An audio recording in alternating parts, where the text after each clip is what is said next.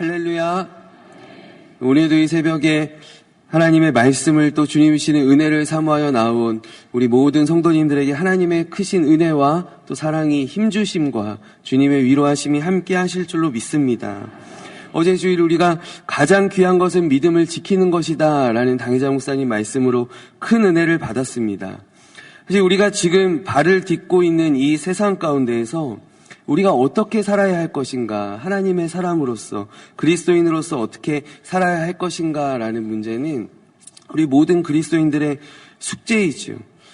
우리의 사실 신앙은 우리의 경건함과 우리의 거룩함, 또 우리가 가지고 있는 그리스도인들의 향기는, 그리스도의 향기는 바로 세상 속에서 나타나는 것이죠.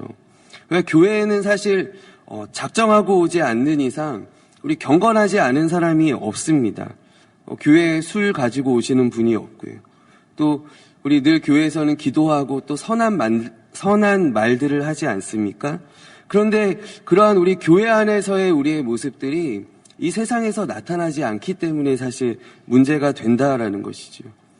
어제 당회자 목사님께서 말씀 전하여 주신 이 다니엘이라는 인물은 사실 이런 문제에 있어서 우리에게 좋은 믿음의 본을 보여줍니다. 이 다니엘이라는 사람은 이제 우상이 가득한 이방 도시 바벨론에서 살았었죠. 그곳에서 이방의 이름을 받고 벨드사살이라는 이름을 받고 또 높은 자리에도 올라갔습니다. 그는 결코 세상에 살면서 세상과 담을 쌓고 살지 않았다라는 것입니다. 그러나 그는 또 한편으로는 그 세상 가운데서 동화되지도 않았습니다. 그는 높은 자리에 오르고자 권력에 굴복한 것도 아니었고요. 늘 율법을 지켰습니다. 그는 세상에 적응하면서 살아갔지만 우리 목사님께서 늘 말씀하시는 것처럼 그는 적응하였지만 그러나 세상에 속하지는 아니하였던 사람이었습니다.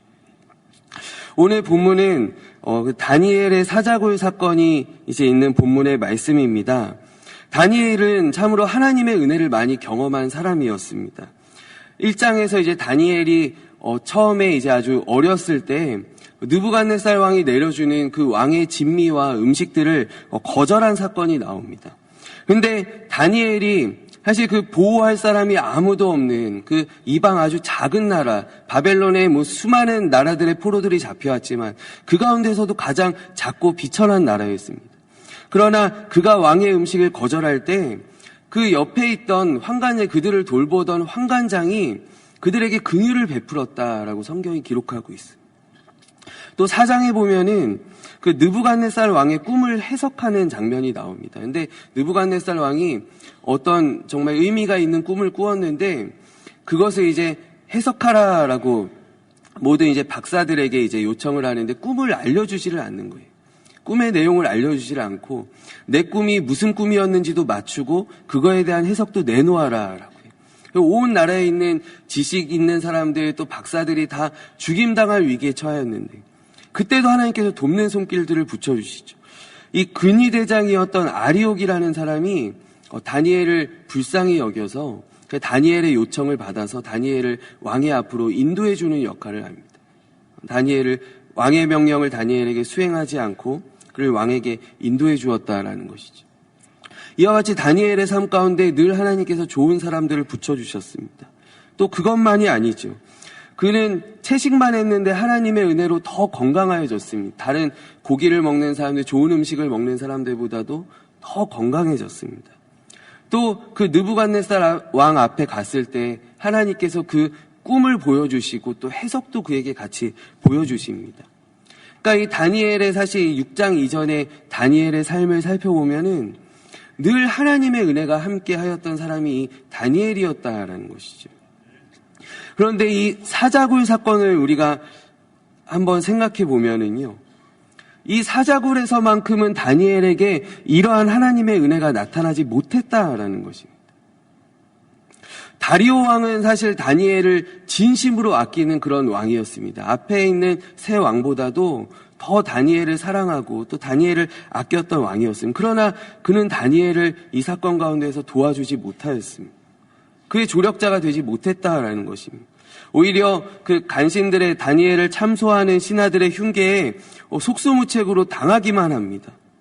또 다니엘이 그 가운데 조서에 굴하지 않고 기도하였습니다. 마치 앞에서 그 육식을 거부하고 채식을 하였던 것처럼 다니엘이 그것을 거부하고 하나님의 뜻대로 서기 위하여서 그가 기도하며 감사하였는데 그러한 그 다니엘이 사자굴에 들어가게 되었다라는 것이죠. 하나님께서 사자굴에 들어가기 전 그것을 피하게 해주시지 못하셨다라는 것입니다. 내가 기도하는데 내가 열심히 신앙생활하였는데 내가 사자굴에 들어가게 되는 것입니다. 사실 이러한 순간들은 우리의 삶 가운데서 많이 만나게 되는, 맞닥뜨리게 되는 순간들이지 않습니까? 이 사자굴에 들어가는 순간이 사실 우리가 세상 가운데에서 자주 만나게 되는 우리의 신앙의 중대한 갈림길이다라는 것이죠. 한번 생각해 보시기 바랍니다. 내가 믿음을 잘 지켰습니다. 내가 신앙을 지켰습니다. 기도하면서 하나님을 굳게 붙잡았습니다. 그럼에도 불구하고 사람들이 나를 사자굴에 집어넣는 것입니다.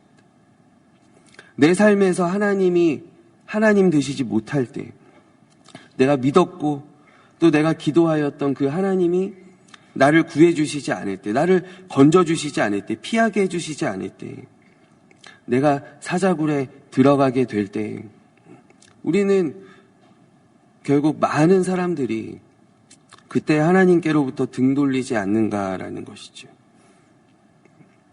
하나님의 뜻대로 했는데, 우리가 믿음을 지켰는데 사자굴에 들어가는 것입니다. 우리가 믿음을 지키는데 더 큰 고난이 밀려오고 우리의 빚이 더 늘어나고 1,000번째, 2,000번째 할수록 우리에게 더 큰 어려움들이 찾아오고 또 사고가 나고 바로 이런 부분에서 우리가 돌아서게 되지 않느냐라는 것이죠. 그렇기 때문에 오늘 다니엘의 믿음은 어떠한 믿음인가? 그가 기도한 것도 바로 믿음을 지키는 것이었습니다. 그러나 그보다 더 큰 그가 믿음을 지키는 순간은 바로 그가 사자굴을 향하여 들어가는 때인 줄로 믿습니다. 그가 사자굴에 들어갔습니다. 그리고 그는 그곳에서 사자의 입을 막으시는 하나님을 경험하게 된 줄로 믿습니다.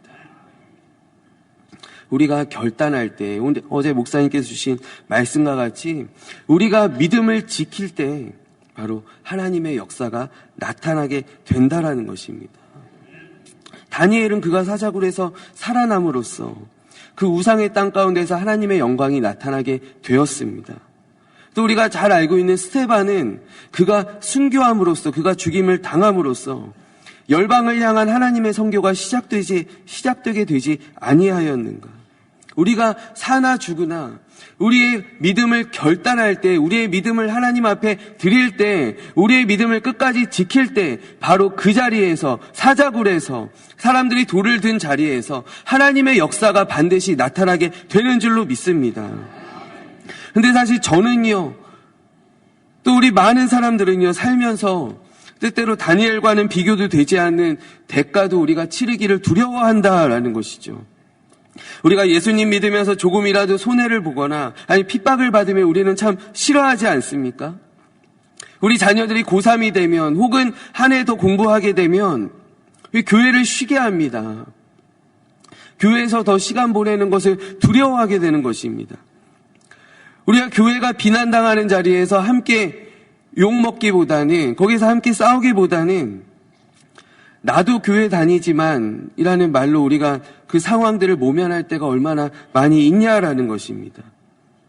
우리 당회자 목사님의 말씀처럼 믿음은 바로 내가 지키는 것입니다. 믿음은 누가 지켜주는 것이 아닙니다. 하나님께서 우리를 보실 때 우리가 믿음을 지키고 있는가를 하나님께서 보시고 평가하신다라는 것입니다.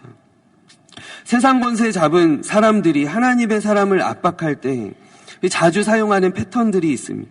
바로 다니엘을 참소한 신하들이 왕에게 아뢰었던 이야기입니다. 사로잡혀온 유다 자손 중 다니엘이 왕과 왕의 도장이 찍힌 금령을 존중하지 아니하고 하루에 3번씩 기도하나이다 라고 왕의 신하들이 참소하지 않습니까?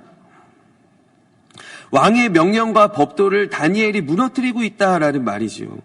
그러나 사실 우리가 이 성경을 살펴보면, 그때 정황을 살펴보면 그것은 사실이 아니지 않습니까? 왕과 또 그 명령을, 왕의 조서를 이용하고 왕의 도장을 이용해 먹는 사람들은 그 왕에 참소하는 신하들이지 않는가. 다니엘이 아니라 왕의 명령을 우습게 여기고 그것을 존중하지 않는 사람들은 사실 왕의 신하들이지 않습니까? 그 참소하는, 고발하는 사람들이지 않습니까? 근데 세상이 우리를 향하여 하는 말도 사실 이와 같습니다. 크리스찬인 저 사람이 회식 때 술을 안 마시기 때문에 여기 분위기가 깨진다라는 것이죠. 단합이 잘 안 된다라는 것입니다. 교인들은 주일에 예배드려서 그래서 근무를 기피하기 때문에 회사에 별 도움이 안 된다라는 것입니다. 이게 사실 그러니까 다니엘서의 이야기가 사실 우리가 세상에서 겪는 이야기와 똑같다라는 것입니다. 세상이 우리에 대해서 참소하는 말들이 바로 이와 같습니다. 여기 그리스도인이 있기 때문에, 여기 교인이 있기 때문에 이러한 것들이 잘 안 된다. 그러나 이는 참소자의 고발일 뿐이지 사실이 아니다라는 것이죠. 우리는 오히려 하나님께 충성함으로써 우리의 믿음을 지킴으로써 이 세상을 더욱더 복되게 할 수 있는 줄로 믿습니다. 예수님 믿는 여러분들 때문에 회사가 더욱더 잘 될 수 있습니다. 회사가 더 잘 되는 줄로 믿습니다. 기도하는 그리스도인들이 있기 때문에 우리나라가 더 좋아지게 된다라는 것입니다. 베드로전서 3장 15절과 16절 말씀에 너희 마음에 그리스도를 주로 삼아 거룩하게 하고 너희 속에 있는 소망에 관한 이유를 묻는 자에게는 대답할 것을 항상 준비하되 온유와 두려움으로 하고 선한 양심을 가지라. 이는 그리스도 안에 있는 너희의 선행을 욕하는 자들로 그 비방하는 일에 부끄러움을 당하게 하려 함이라. 우리가 그리스도 안에서 마음의 담대함을 가지고 우리가 믿음을 지키며 나아갈 때 우리를 참소하는 세상 사람들이 부끄러움을 당하게 된다라는 것입니다. 오늘 우리가 함께 읽은 본문의 말씀 바로 19절 20절에는 이 다니엘을 향한 다리오 왕의 외침이 들어 있습니다. 이 다리오 왕이 다니엘을 향하여 무엇이라고 이야기하는가? 살아계시는 하나님의 종 다니엘아 라고 이야기한다는 것이죠. 사랑하는 여러분, 여기 있는 다니엘의 주인이 누구입니까? 다니엘이 누구의 종입니까? 우리가 세상의 기준으로 볼 때, 이 바사왕국의 기준으로 볼 때 다니엘의 주인은 바로 다리오 왕이지 않습니까? 다니엘은 바로 다리오 왕의 신하이지 않습니까? 그런데 그 주인이 나는 다니엘의 주인이 아니다라고 지금 이야기하는 것입니다. 다니엘의 주인은 바로 하나님이시다라고 인정하는 순간이 바로 이 20절의 말씀입니다. 다리오 왕의 입에서 나온 또 세상으로부터 나온 항복 선언이다라는 것이죠. 우리가 예배 시작할 때 고백한 찬양과 같이 무엇이 바로 세상을 이깁니까? 믿음이 이기는 줄로 믿습니다. 우리가 세상을 이기는 믿음은 바로 우리의 믿음입니다. 오늘도 우리의 삶 가운데 이 믿음을 가지고 우리의 믿음을 지킴으로써 이 세상을 이기고 또 이 세상을 복되게 하며 정말 하나님의 자녀로서 우리가 담대하게 또 사자굴이나 초막이나 궁궐이나 우리 주 예수 계신 곳이 그 어디나 하늘나라인 줄로 믿고 세상을 승리하며 나아가.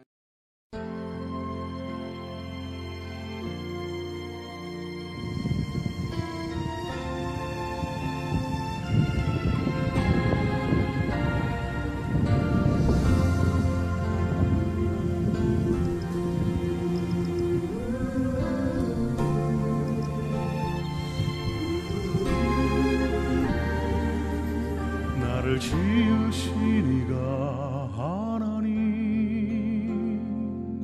나를 부르신 이가 하나님, 나를 보내신 이도 하나님, 나의 나 된 것은 다 하나님 은혜라.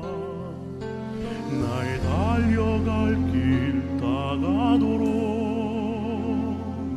나의 마지막 호흡 다하도록 나로 그 그 십자가 함께 하시니 나의 나 된 것은 다 하나님 은혜라. 한량 없는 은혜, 갚을 길 없는 은혜, 내 삶을 애워싸는 하나님의 은혜. 나 주저함 없이 그 땅을 밟음도 나를 붙드시는 하나님의 은혜.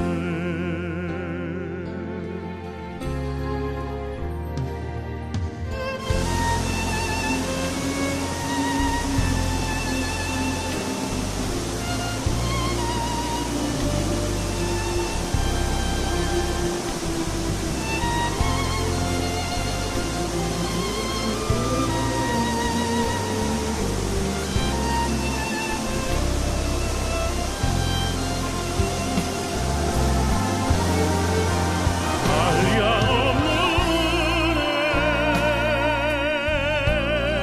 갚을 길 없는 은혜, 내 삶을 애워싸는 하나님의 은혜. 나 주저함 없이 그 땅을 밟음도 나를 붙드시는 하나님의 은혜. 한량 없는 은혜, 갚을 길 없는 은혜, 내 삶을 애워싸는 하나님의 은혜. 나 주저함 없이 그 땅을 밟음도 나를 붙드시는 하나님의 은혜. 나를 붙드시는 하나님의 은혜.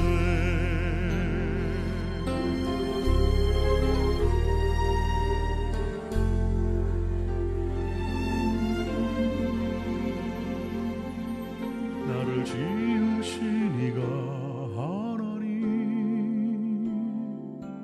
나를 부르신 이가 하나님, 나를 보내신